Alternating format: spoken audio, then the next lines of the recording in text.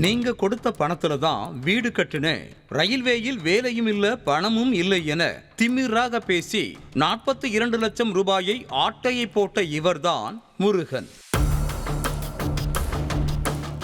நெல்லை மாவட்டம் கேடிசி நகர் அருணாச்சல நகரில் வசித்து வருபவர்கள் முருகன் மீனா தம்பதி. இவர்கள் புதிதாக வீடு கட்டி உள்ளனர். இந்த நிலையில் வீட்டில் சென்ட்ரிங் வேலை செய்வதற்காக தூத்துக்குடி மாவட்டம் வல்லநாடு பார்வதியம்மாள் புரத்தைச் சேர்ந்த சுடலைமணி மற்றும் அவருடைய தங்கை மகன் சரவணகுமார் ஆகியோர் வந்திருக்கின்றனர். இதனையடுத்து அவர்கள் இருவருக்கும் முருகனோடு நல்ல பழக்கம் ஏற்பட்ட நிலையில் முருகன் தனக்கு ரயில்வே துறையில் தெரிந்த அதிகாரிகள் உள்ளதாகவும் ரயில்வேயில் வேலை வாங்கி தர 10 லட்சம் ரூபாய் கொடுக்க வேண்டும் என்றும் கூறியிருக்கிறார்.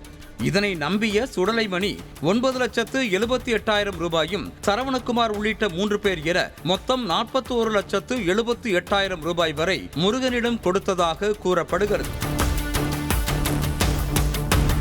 இதற்கிடையே அவர்களுக்கு ரயில்வேயில் வேலை கிடைத்து விட்டதாக ரயில்வே துறையின் உத்தரவு கடிதத்தையும் அடையாள அட்டையையும் அந்த தம்பதி வழங்கி உள்ளனர். இதனை பெற்றுக்கொண்ட சுடலைமணி உள்ளிட்டோர் டெல்லிக்கு சென்று ரயில்வே துறை அலுவலகத்தில் விசாரித்த போது அது போலி உத்தரவு என்பது தெரிய வந்திருக்கிறது.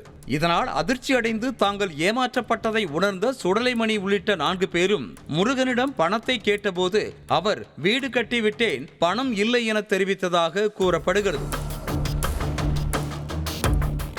இதுகுறித்து சுடலைமணி உள்ளிட்டோர் அளித்த புகாரின் பேரில் முருகனை கைது செய்து போலீசார் விசாரணை மேற்கொண்டு வருகின்றனர். செய்திகளை உடனுக்குடனும் துல்லியமாகவும் தெரிந்து கொள்ள சப்ஸ்கிரைப் பண்ணுங்க.